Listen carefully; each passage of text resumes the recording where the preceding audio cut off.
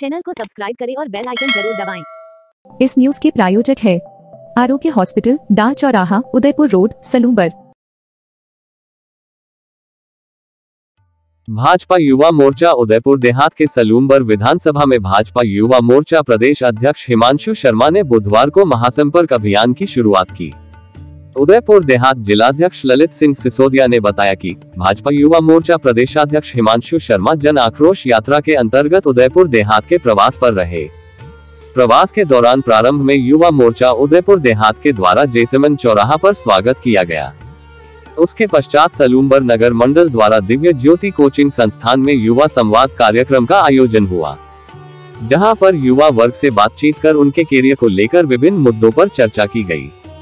इस दौरान सलूम्बर विधायक अमृत लाल मीणा, भाजयुमो प्रदेश उपाध्यक्ष शिवांगी कानावत, पूर्व मंडल अध्यक्ष डॉक्टर लव व्यास, करण सिंह पवार, महामंत्री पुष्पेंद्र सोनी, सलूम्बर उप प्रधान देवेंद्र सिंह अजबावत, प्रदेश कार्य समिति सदस्य राजू धेतरवाल, विक्रम सिंह चौधरी, कुलदीप शर्मा, जसपाल गुर्जर, राजपाल चौधरी, प्रदेश सोशल मीडिया संयोजक मयूर वाल्मीकि, भाजयुमो जिला महामंत्री यशवंत पुरोहित, अक्षय मेहता, जितेंद्र सिंह शक्तावत, रमेश पटेल, भाजयुमो जिला मंत्री धर्मेंद्र सिंह, कीर्तिमान सेठ, भगत सिंह सहित कार्यकर्ता मौजूद रहे। आदरणीय अमृत जी, हमारे युवा मोर्चा की प्रदेश की उपाध्यक्ष बहन शिवांगी और भारतीय जनता युवा मोर्चा उदयपुर देहात के हमारे ओजस्वी जिलाध्यक्ष भाई ललित जी सिसोदिया, मेरे साथ पधारे हुए सभी प्रदेश के पदाधिकारीगण,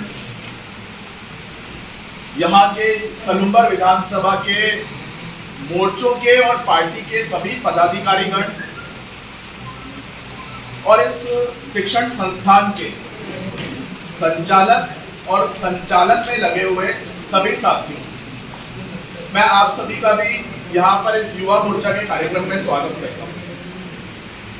साथियों,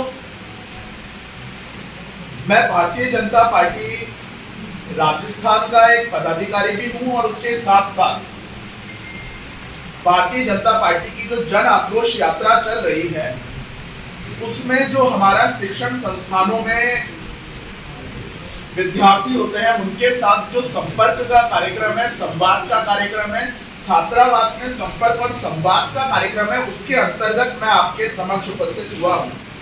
परंतु मैं इस मर्यादा का ध्यान रखूंगा कि मैं एक शिक्षण संस्थान में विद्यार्थियों के समक्ष बोल रहा हूं, किसी राजनीतिक मंच पर अपनी बात नहीं रख रहा हूं। मुझे यह भी जानकारी दी गई है कि संपर्क के साथ साथ हम लोगों का आपस में संवाद भी होगा।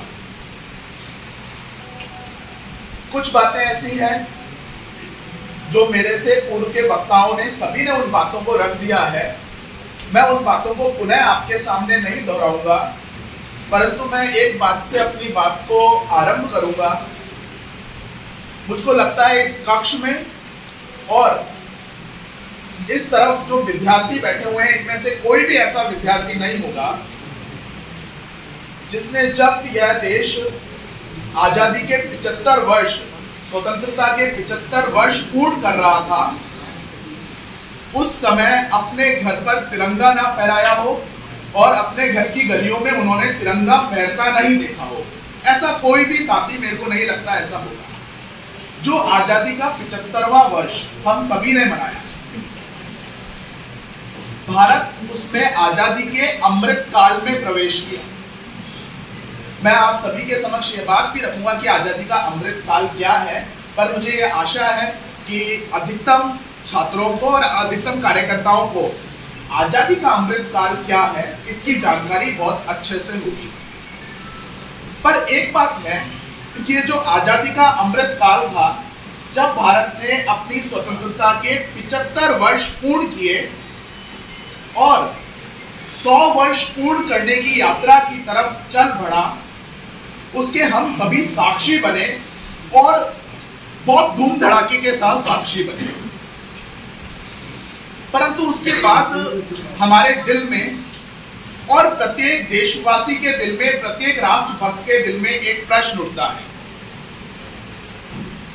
कि कोई ना कोई समय ऐसा होगा जब स्वतंत्रता की 25वीं वर्षगांठ मनाई होगी। जब स्वतंत्रता की 25वीं वर्षगांठ मनाई गई, उस समय वो उल्लास क्यों नहीं था जो स्वतंत्रता की 75वीं वर्षगांठ पे हुआ। मेरे एज ग्रुप के जो कार्यकर्ता हैं या मेरे एज ग्रुप के जो साथी हैं, उन्होंने स्वतंत्रता की 50वीं वर्षगांठ भी अपने बचपन में देखी। कम उम्र के थे, पर हमने 50वीं वर्षगांठ के हम साक्षी बने। जब स्वतंत्रता की 50वीं वर्षगांठ थी, उस समय देश में इतना उल्लास क्यों नहीं था जितना उल्लास स्वतंत्रता की 75वीं वर्षगांठ पे हुआ। कई जगह से ये सुनने को आया कि जितने तिरंगे इस बार फहराए गए, उतने तिरंगे आज तक कभी नहीं फहराए गए। क्यों ऐसा क्यों हुआ कि आजादी की जब 25वीं वर्षगांठ बनती है, तब उतने तिरंगे नहीं फहरते हैं घरों पर जितने 75वीं वर्षगांठ पर फहरते हैं। ऐसा क्यों होता है कि आजादी की या स्वतंत्रता की 50वीं वर्षगांठ पर उतने तिरंगे नहीं फहरते हैं जितने तिरंगे स्वतंत्रता के 75 वर्ष पूर्ण करने पर फहरते हैं। उसका साथियों एक कारण है कि जब भारत स्वतंत्रता के 75 वर्ष पूर्ण करके 100 वर्ष पूर्ण करने की यात्रा की तरफ आगे बढ़ता है, उस समय इस देश का प्रधानमंत्री आदरणीय नरेंद्र मोदी जी है। मैंने पहले ही कहा कि मैं एक शिक्षण संस्थान में हूं और मैं अपनी मर्यादा का ध्यान रखूंगा, पर चूंकि यहाँ पे वो सभी विद्यार्थी हैं जो आज भी इस देश के वृद्धि के अंदर, इस देश के विकास कैसे हो उसके अंदर अपना योगदान देते हैं, और आगामी 25 वर्ष जब 100 वर्ष पूर्ण करेंगे हम 2047 में, तब तक और उसके आगे भी देते रहेंगे। मैं आप सभी से यह आग्रह करूंगा कि हो सकता है 25वीं वर्षगांठ हमने नहीं देखी, पर 25वीं वर्षगांठ पर देश के प्रधानमंत्री, तत्कालीन प्रधानमंत्री का जो भाषण हुआ, वो भाषण सोशल मीडिया पर और इंटरनेट पर बहुत इजीली अवेलेबल हमको मिल सकता है। आप सभी विद्यार्थी हैं, मेरा आपसे आग्रह है, स्वतंत्रता की 25वीं वर्षगांठ पर जो देश के प्रधानमंत्री जी का भाषण हुआ उसको हमें सुनना चाहिए। स्वतंत्रता के 50 वर्ष पूर्ण करने पर देश के प्रधानमंत्री जी का जो भाषण हुआ उसको हमें सुनना चाहिए, और देश के प्रधानमंत्री जी का जो 75 वर्ष जब स्वतंत्रता के देश ने पूर्ण किए उस भाषण को हमें सुनना चाहिए। आप सभी को एक अंतर पता चलेगा कि कुशल और मजबूत नेतृत्व क्या होता है। मैं आप सभी से आग्रह करता हूं कि 15 अगस्त 2022 को भारत के प्रधानमंत्री आदरणीय नरेंद्र मोदी जी का जो देश के नाम संबोधन है उसको आप सभी को सुनना चाहिए। वो केवल एक स्वतंत्रता दिवस का संबोधन नहीं है। अक्सर जो स्वतंत्रता दिवस के संबोधन होते हैं वो उस वर्ष की देश की क्या रणनीति है उसके ऊपर रहते हैं, परंतु आप जब देश 75 वर्ष स्वतंत्रता के पूर्ण कर रहा है, उस समय का आप हमारे भारत के प्रधानमंत्री आदरणीय नरेंद्र मोदी जी का उद्बोधन सुनेंगे या उसको पढ़ेंगे तो आप पाएंगे कि वो जो उद्बोधन है वो मात्र उद्बोधन नहीं, मात्र देश के नाम संबोधन नहीं, देश के नागरिकों के नाम संबोधन नहीं, वो आगामी 25 वर्ष के लिए इस देश की रणनीति की रूपरेखा है। अगले 25 वर्षों तक हमें कैसे काम करना है, भारत को 2047 में विश्व गुरु कैसे बनना है, इसका बोध हमें उस उद्बोधन को सुनने से होता है। भारत के प्रधानमंत्री जी ने अपना उद्बोधन दिया और मुख्य बिंदु अगर हम देखेंगे तो इस देश को 2047 अगले 25 वर्षों में हमें विश्व गुरु कैसे बनाना है, यह हम सभी का ध्येय है।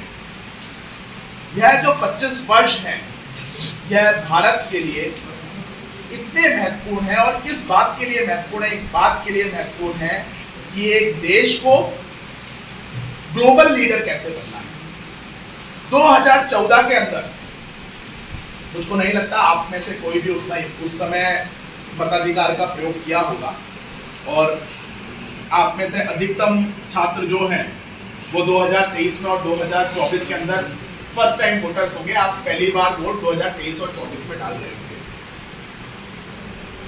मैं 2013 और 2014 में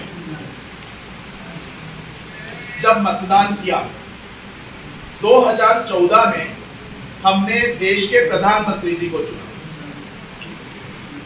जिस व्यक्ति को हमने देश का प्रधानमंत्री चुना 2014 में, आज वो वैश्विक नेता बनकर उभरे हैं।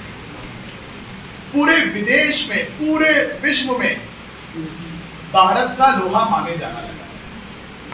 हम हर चीज में तरक्की कर रहे हैं, और मैं एक एक चीज को गिनाऊंगा। वो समय की कमी के कारण मैं एक एक चीज को ना गिना के मैं आप सभी को ये बताना चाह रहा हूं कि 2014 में हम केवल एक प्रधानमंत्री चुनते हैं। वो प्रधानमंत्री जी पूरे विश्व के नेता बनके उभरते हैं। केवल 8 वर्षों के अंदर, 9 वर्षों के अंदर पूरे विश्व के नेता बनके उभरते हैं। साथियों, हम बार बार ये बात सुनते होंगे कि ये विश्व गुरु क्या है, और कई बार जिन लोगों का, जिस स्कूल ऑफ थॉट से मैं आता हूं, जिस विचारधारा से मैं आता हूं, जिनका उससे संबंध नहीं है, तो उनको कई बार यह लगता होगा कि ये विश्व गुरु क्या चीज है, ये कोई काल्पनिक चीज है, ये कोई हाइपोथेटिकल विचार है, काल्पनिक विचार है। विश्व गुरु क्या होगा, विश्व गुरु का आसन क्या होगा, किसी देश को विश्व गुरु के आसन पर कैसे बैठाया जा सकता है। कई बार अगर इमेजिनेशन करें, अगर हम अपने मस्तिष्क में जैसे ही विश्व गुरु की बात आती है, तो किसी को लग सकता है कि कोई एक बहुत बड़ा सा आसन होगा, एक मुकुट होगा, और इस तरीके की कल्पना हम करते हैं। वो कल्पना अच्छी है, वो कल्पना ठीक है, पर विश्व गुरु तक पहुंचने का जो रास्ता है, वास्तविकता में विश्व गुरु तक पहुंचने का रास्ता बहुत सारे कारकों के ऊपर निर्भर करता है। उनमें से एक कारक जो है, कुछ लोग उस पर अचंभित हो सकते हैं, उसमें से एक कारक जो है वो अनुसंधान भी है। किस तरीके से देश के अंदर नई नई टेक्नोलॉजीज को डेवलप किया जा सकता है। अब वो टेक्नोलॉजी को डेवलप करना है तो टेक्नोलॉजी को किसी एक क्षेत्र में नहीं, अगर कोई किसान है तो वो किसान अच्छा किसान कैसे बन सकता है, नई नई टेक्नोलॉजी खेती के अंदर कैसे उपयोग में ला सकता है। अगर कोई एक एजुकेशनल इंस्टीट्यूट है तो नई नई टेक्नोलॉजीज के माध्यम से किस प्रकार से शिक्षा देने का काम किया जा सकता। उद्यमी है तो अपने उद्योग के अंदर नई टेक्नोलॉजी को किस प्रकार से अडॉप्ट कर सकता है। प्रत्येक व्यक्ति अपने काम को अगर ईमानदारी से करेगा, प्रत्येक व्यक्ति अपने काम को अच्छे ढंग से करने का प्रयास करेगा, सबसे बेस्ट वे में करने का प्रयास करेगा, मुझको लगता है वही जो रास्ता है वो रास्ता भारत को विश्व गुरु की तरफ ले जाने का एक माध्यम है, एक मार्ग है। साथियों, अभी जब आपके मेरे से पहले आपके कोचिंग संस्थान के संचालक कह रहे थे कि वो राजनीति से दूर है, भारत के लोकतंत्र की एक बहुत बड़ी विशेषता है, हम राजनीति में हैं या नहीं है। हम और केवल भारत के लोकतंत्र की नहीं, डेमोक्रेसी को किसी भी विद्वान ने अगर परिभाषित किया होगा, क्योंकि आप लोग अध्येता हैं, आप अध्ययन करते हैं, हो सकता है कुछ विद्यार्थी पॉलिटिकल साइंस के भी होंगे, आप अलग अलग विद्वानों के द्वारा लोकतंत्र की जो परिभाषा दी गई हो, जो व्याख्यान दिया गया हो, जिस प्रकार से क्रियान्वित किया गया हो, उस परिभाषा को आपको पढ़ना चाहिए। किसी भी परिस्थिति के अंदर, चाहे मैं राजनीति को पसंद करता हूं या नहीं करता, मैं सक्रिय राजनीति में हूं या नहीं, पर हम लोग राजनीति से दूर नहीं रह सकते। और अगर हम राजनीति से दूर जाते हैं, और अगर पढ़ने लिखने वाला एक विद्यार्थियों का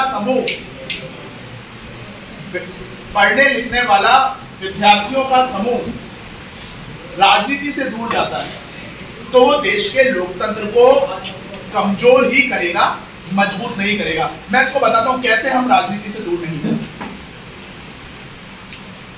हो सकता है मेरी इच्छा चुनाव लड़ने की ना हो, चुनाव लड़ना और नहीं लड़ना मेरी इच्छा पर आधारित हो सकता है, परंतु मत का उपयोग करना मेरी इच्छा पर आधारित नहीं हो सकता और मेरी इच्छा पर आधारित नहीं होना चाहिए। प्रत्येक व्यक्ति को अपने मत का प्रयोग करना चाहिए अगर लोकतंत्र को हमें मजबूत करना है। हर चुनाव होते हैं, हर चुनाव के बाद कोई एक पार्टी जीतती है, एक हारती है, परंतु समाचार पत्रों के माध्यम से, टेलीविजन के माध्यम से हमको हर बार कितना प्रतिशत मतदान हुआ ये हमें पता चलता है। जितना अधिक प्रतिशत मतदान होता है, एक तरीका हो सकता है ये कहने का कि जितना अधिक मतदान होता है उतना अधिक लोकतंत्र मजबूत होता है। उसका कारण यह है जितना अधिक मतदान हो रहा है, जनता की लोकतंत्र में भागीदारी बढ़ रही है। परंतु केवल मतदान करके इतिश्री कर लेना यह लोकतंत्र की भागीदारी नहीं है। ये 1% भागीदारी या कुछ प्रतिशत भागीदारी हो सकती है। मतदान करना लोकतंत्र में भागीदारी का पहला चरण हो सकता है, केवल और अंतिम चरण नहीं है। मुझे लगता है मैंने अपनी बात को आपके समक्ष स्पष्ट किया कि मतदान देना लोकतंत्र में भागीदारी का एक चरण हो सकता है, परंतु केवल और अंतिम चरण वो नहीं है। लोकतंत्र के अंदर और जो पार्टिसिपेटिव डेमोक्रेसी की बात करते हैं, भागीदारी वाले लोकतंत्र की बात करते हैं, उसमें प्रत्येक नागरिक की प्रत्येक दिन की भूमिका होती है। मैं एक उदाहरण देता हूं। चूंकि मैंने ये कहा था कि मैं राजनीतिक मंच से नहीं बोल रहा हूं, इसलिए मैं राजनीति की बात मैंने अभी तक नहीं करी है। मैं प्रयास करूंगा राजनीति की बात को टच भी ना करूं। पर एक प्रश्न आया कि कितने पुस्तकालय हैं हमारे यहाँ पर। मैं ये पूछना चाहता हूं कि हम में से किसने प्रयास किया कि हमारे घर पे जो पुरानी पुस्तकें हैं उनको जोड़कर हम हमारे क्षेत्र के किसी मंदिर के अंदर एक पुस्तकालय बना दें। सब कुछ तो सरकार नहीं करेगी, कुछ हम भी कर सकते हैं। यह जन भागीदारी वाला लोकतंत्र होगा। क्या ऐसा नहीं हो सकता कि सलूम्बर के अंदर किसी धार्मिक आस्था के केंद्र के अंदर अगर एक कमरा खाली है तो वहां पर हमारे यहाँ की जो अच्छी पुस्तकें हैं, महापुरुषों की पुस्तकें हैं, उन सभी को इकट्ठा करके वहां पे 10 लोगों की बैठने की व्यवस्था हो और वहां पे एक पुस्तकालय बन जाए। सरकार ने क्या किया क्या नहीं किया इसका मूल्यांकन हम सब करेंगे, हमको करना भी चाहिए। परंतु इस डेमोक्रेसी के अंदर, इस लोकतंत्र के अंदर पढ़े हुए अध्ययनशील एक छात्र होने के नाते, एक छात्रा होने के नाते मेरा क्या योगदान रहा, हम सबका क्या योगदान रहा, इसको भी हमको देखना होता है। साथियों, जो भारतीय जनता पार्टी की आक्रोश यात्रा चल रही है, वो आक्रोश यात्रा, मैं उस आक्रोश यात्रा का उल्लेख इसलिए कर रहा हूं क्योंकि मैं लोकतंत्र के बारे में बात कर रहा था और लोकतंत्र के अंदर मैंने मतदान के बारे में भी बात करा, इसलिए इस तरीके के आंदोलन के ऊपर मैं अपनी बात रख रहा हूं। जो आक्रोश यात्रा चल रही है, आप सभी ने, जो पॉलिटिकल साइंस के विद्यार्थी हैं, उन सब ने एक शब्द सुना होगा, एंटी इनकम्बेंसी। एंटी इनकम्बेंसी को हिंदी में रूपांतरित करने का अगर मैं प्रयास करूं तो हमारे जो एक्टिव पॉलिटिक्स में होते हैं वो सब जानते होंगे, पॉलिटिकल साइंस के स्टूडेंट्स जानते होंगे। सरकार विरोधी लहर जो होती है उसको एंटी इनकम्बेंसी कहते हैं।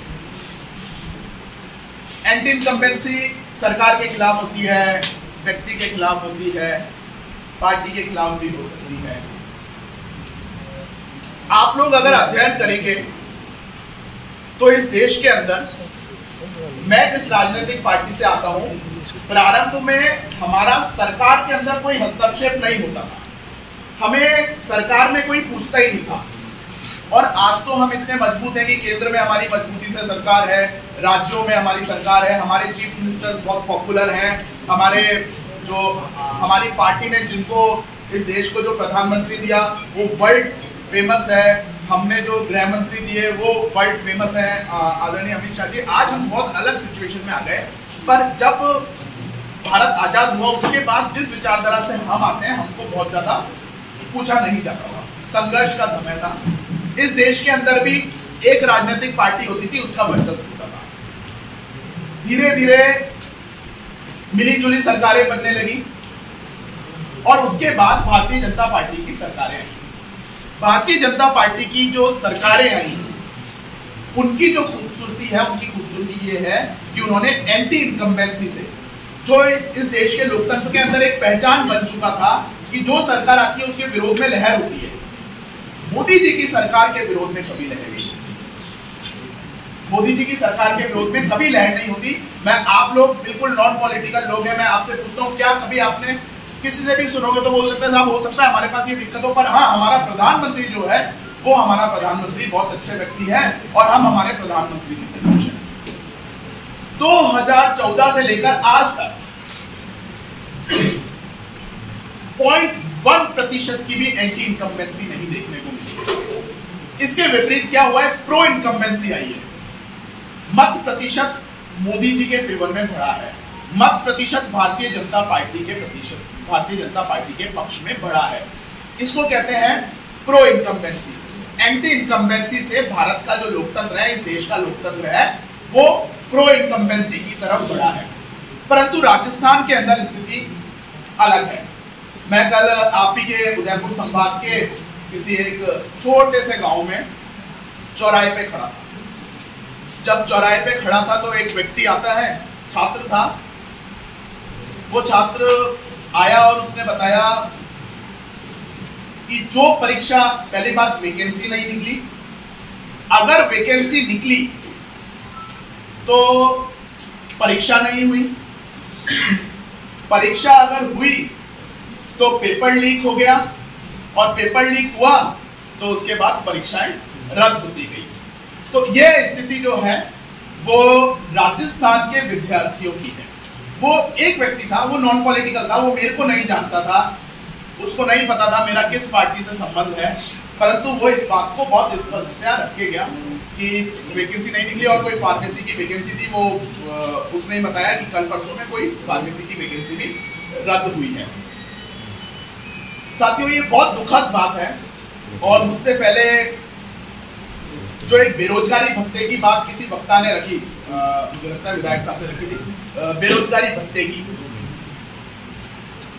बेरोजगारी भत्ता दिया जाना चाहिए या नहीं दिया जाना चाहिए, ये एक अलग बात है।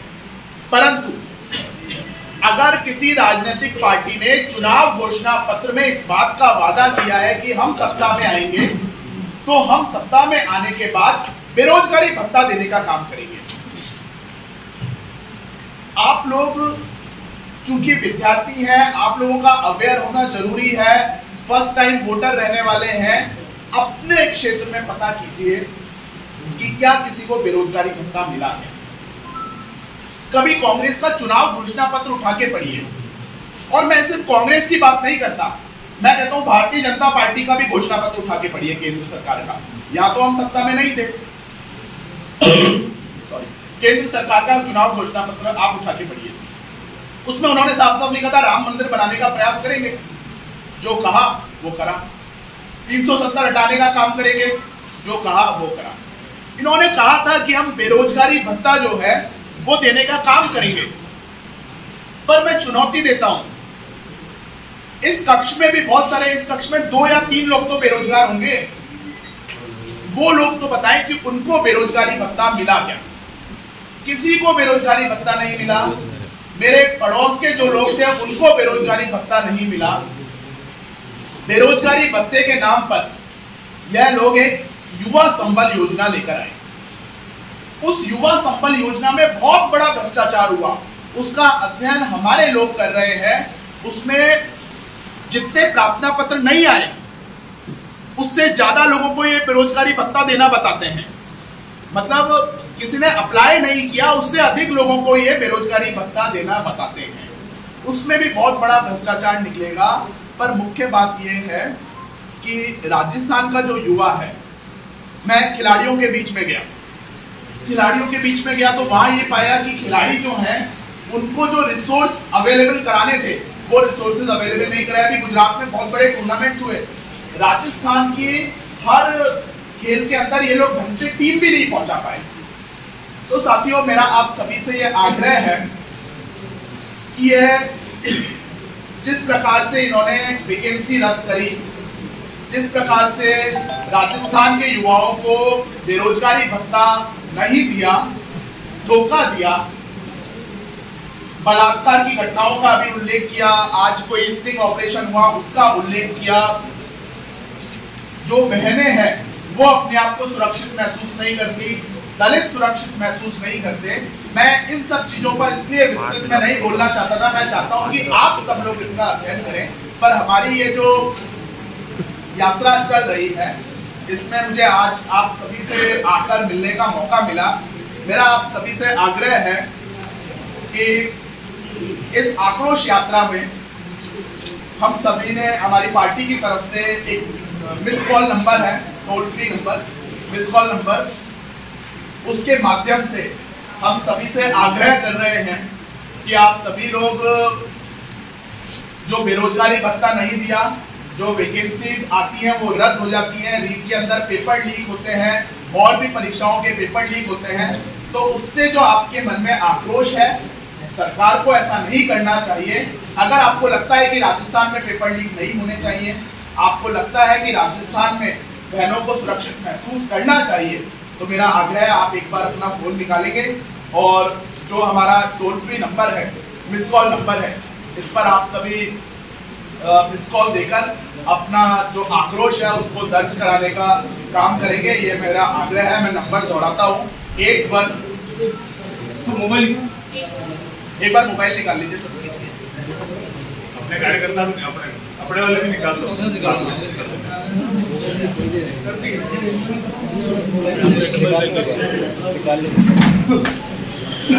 8140 200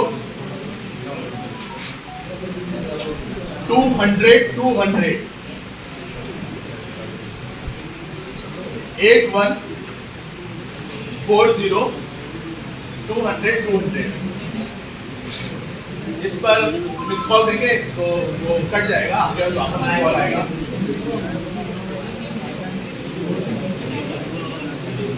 मैं एक अंतिम बात आप सभी के समक्ष रखकर अपना स्थान ग्रहण करूंगा।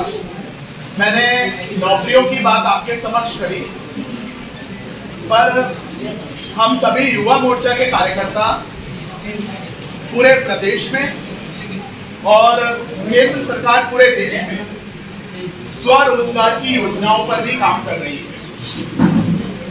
मैं आप सभी से आग्रह करता हूं कि हम सभी लोग जो मध्यम वर्गीय परिवारों से आते हैं, मेरे परिवार में भी, आप लोगों के परिवार में भी, हम लोगों को शिक्षा लेने के बाद में सरकारी नौकरी की तरफ प्रेरित किया जाता है। मैं यह नहीं कहता कि हमको सरकारी नौकरी की तरफ प्रेरित नहीं होना चाहिए, पर कहीं ना कहीं जो स्वरोजगार के साधन हैं, मुझे लगता है हमको उसकी तरफ भी कदम बढ़ाना चाहिए। हमारे परिवार में अगर हमारा भाई है, बहनें भी अच्छी बिजनेस वुमेन हो सकती है, बहनें भी अपना रोजगार स्थापित कर सकती हैं।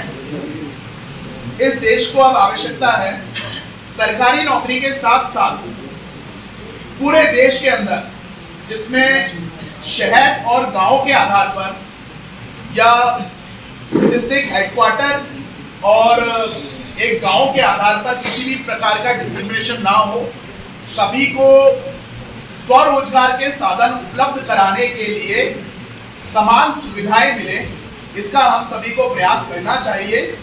आप में से भी कुछ लोगों को इस बात का प्रयास करना चाहिए। मैं आप सभी को शुभकामनाएं दूंगा कि आप सभी जिस लक्ष्य के लिए लगे हुए हैं वो आप पूर्ण करें। परंतु कभी भी कोई आपसे मिलता है तो आप उसको ये जरूर बताएं कि हो सकता है आपको ब्यूरोक्रेसी में जाना है तो आप जाइए, आप आरएएस दीजिए, आप आईएएस दीजिए, आपको पीटीआई बनना है तो उसकी परीक्षा दीजिए, पर स्वरोजगार के साधन भी एक रोजगार उपलब्ध कराने का बड़ा माध्यम है। उसके द्वारा हमारे देश का जो युवा है, हमारे प्रदेश का जो युवा है, हम हरदम रोजगार लेने वाले क्यों बने, हम रोजगार देने वाले क्यों ना बने, इस और हम सभी को विचार करना चाहिए। हमारे युवा मोर्चा के सभी कार्यकर्ता इस और काम करने का प्रयास कर रहे हैं। चूंकि मैं आप सभी के बीच में आया इसलिए मैं इस प्रश्न आपके बीच में रख के जाना चाहता हूं कि इस देश का हर 16 वर्ष का आदमी, हर 16 वर्ष का हमारा छात्र और राजस्थान प्रदेश का हर 16-15 वर्ष का जो छात्र है वो नौकरी लेने की ही क्यों सोचे, वो नौकरी देने की क्यों ना सोचे, इस तरफ भी हम सभी को विचार करना चाहिए। अपने आसपास के क्षेत्रों में इस पर भी बात करनी चाहिए। मैं युवा मोर्चा के यहाँ के सभी साथियों का धन्यवाद करता हूँ। भाइयों बहनों की तरफ से तो मेरा एक छोटा सा प्रश्न है आपसे कि हमारे जो सिलेबस है ना, 8 से लगाकर सारे यहाँ तक पढ़े रहते हैं, तो 12वीं से लगाकर 12th किया, ग्रेजुएशन किया, सारों में हम मुगल ये क्यों पढ़े, इनको क्यों पढ़े? हमारा सिलेबस कहाँ है, हाड़ी रानी कहाँ है, ये सब 8वीं से 10वीं तक आगे है ही नहीं, सारे खत्म हो जा रहे हैं। इसके पीछे कारण क्या है? हमारा इतिहास कहाँ है? इन्होंने बहुत ही अच्छी बात रखी और हमको लगता है कि हमारी जो पहचान है वो हमारी पहचान या हमारा रिप्रेजेंटेशन जो हो सकता है वो हाड़ी रानी ही हो सकती है। किसी भी परिस्थिति में औरंगजेब जो है वो हमारी पहचान या हमारे देश की पहचान नहीं है। मैं आज से करीबन 1-1.5 महीना पहले आई थिंक नवंबर के 1 नवंबर को ऑनरेबल पीएम माननीय प्रधानमंत्री जी राजस्थान आए और राजस्थान के मानगढ़ धाम में एक धूली वंदन का बहुत बड़ा कार्यक्रम रखा गया। तो जब वो धूली वंदन, मानगढ़ धाम के बारे में आप सभी लोग जानते होंगे, पर आज भी मानगढ़ धाम के बारे में चूंकि मैं कई बार गया, मैंने पढ़ा इधर उधर, इसलिए मेरे को जानकारी है, पर जयपुर के अंदर बहुत ज्यादा लोग मानगढ़ धाम के बारे में नहीं जानते। दूसरी बात, जब मैं मानगढ़ धाम जा रहा था तो मैंने कालीबाई का इतिहास पढ़ा और मैं उनके स्मारक पे गया। आप लोग जानते हैं क्योंकि वो यहाँ से आते हैं। कालीबाई के बारे में भी